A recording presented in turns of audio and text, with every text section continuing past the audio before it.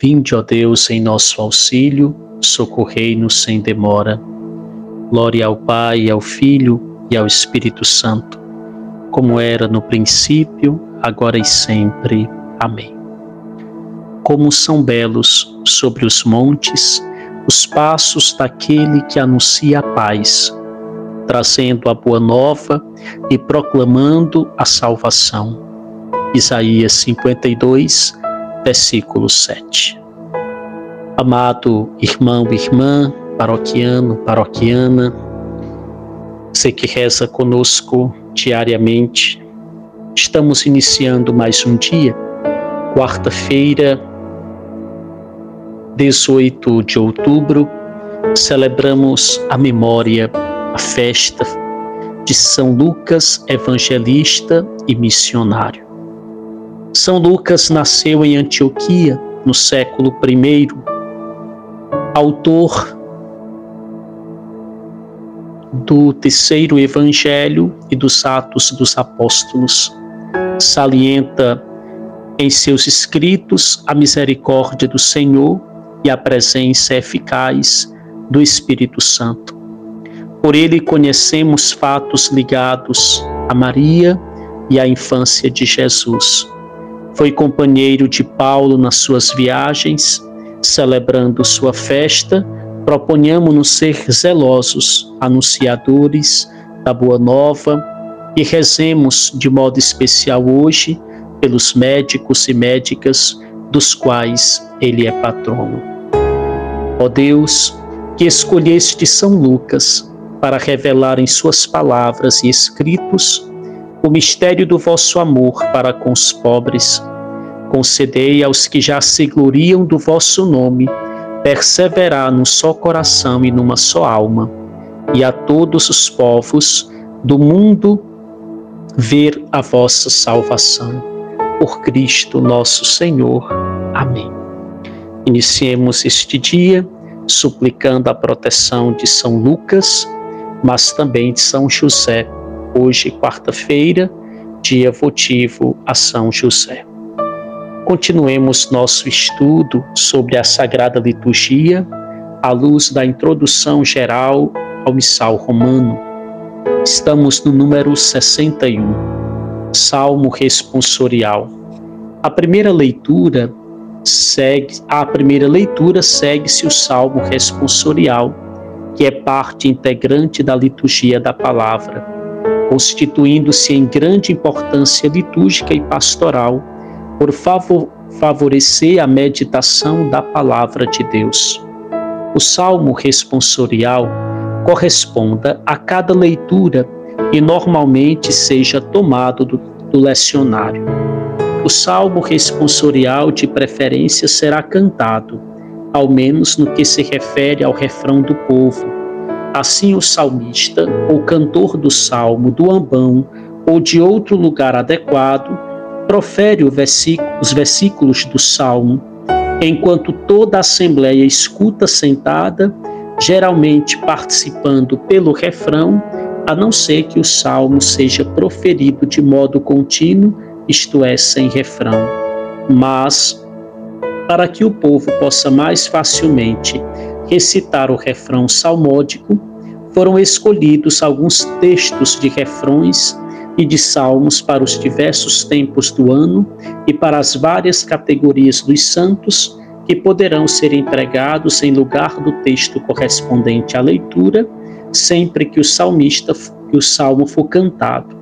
Se o salmo não puder ser cantado, seja recitado de modo mais apto para favorecer a meditação da palavra de Deus. Em lugar do salmo proposto no lecionário, pode-se cantar também um refrão, um responsório gradual do gradual romano, ou salmo responsorial, ou aleluiático do gradual simples, como se encontram nesses livros. Depois, a aclamação antes da proclamação do Evangelho.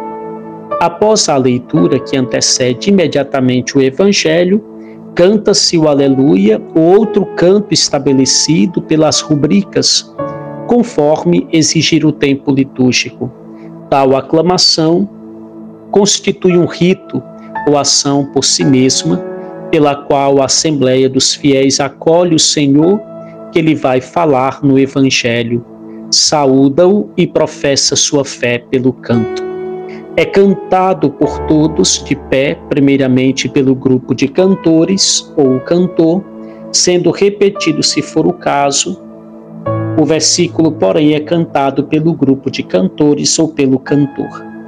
O Aleluia é cantado em todo o tempo, exceto na Quaresma. Os versículos são tomados do lecionário ou do gradual. No tempo da Quaresma, no lugar do versículo, no lugar do Aleluia, canta-se o versículo antes do Evangelho proposto no lecionário. Pode-se cantar também um segundo salmo ou trato, como se encontra no gradual. Havendo apenas uma leitura antes do Evangelho, no tempo em que se diz o Aleluia, pode haver um salmo aleluiático ou um salmo e o Aleluia com seu versículo. No tempo em que não diz o Aleluia, pode haver um salmo e um versículo antes do Evangelho ou somente o salmo.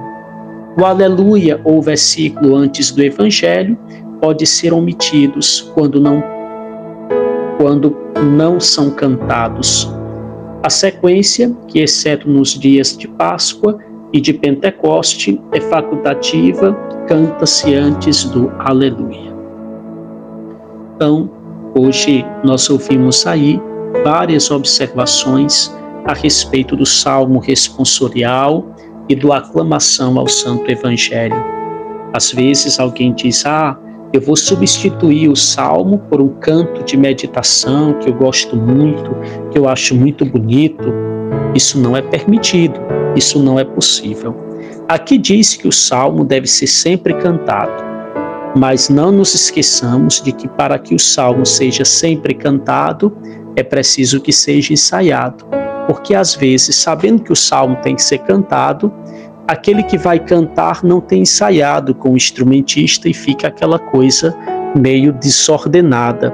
Então, toda vez que for cantar o salmo na Sagrada Liturgia, procurar o responsável pelos instrumentos, fazer de verdade um ensaio, ensaiar as vozes para que possa sair da melhor maneira possível. E tudo isso para quê? Porque é para Deus. E para Deus a gente dá o melhor. Para Deus o melhor sempre. Tomemos a palavra de Deus para este dia. O Senhor esteja convosco, Ele está no meio de nós. Proclamação do Evangelho de Jesus Cristo, narrado segundo Lucas. Glória a vós, Senhor. Naquele tempo, o Senhor escolheu outros 72 discípulos e os enviou 2 a 2 na sua frente a toda cidade e lugar aonde ele próprio devia ir. E dizia-lhes: a messe é grande, mas os trabalhadores são poucos. Por isso pedi ao dono da messe que mande trabalhadores para a colheita.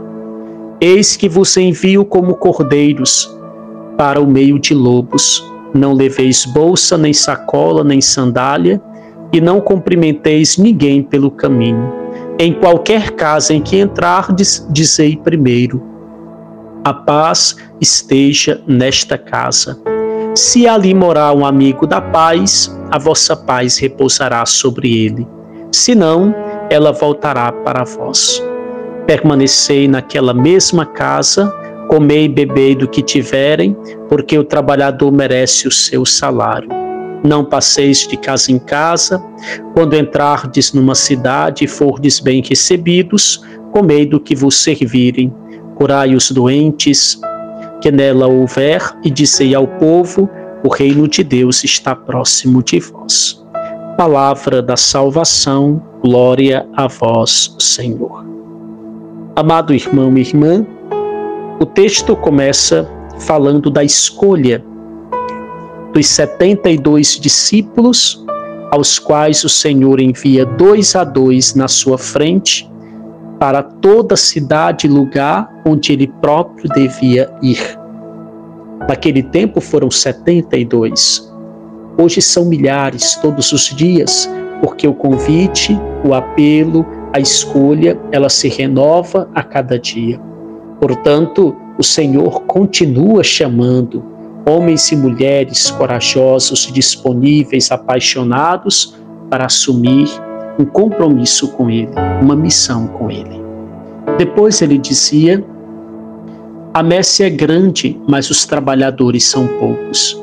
Por isso pedi ao dono da messe que mande trabalhadores para a colheita.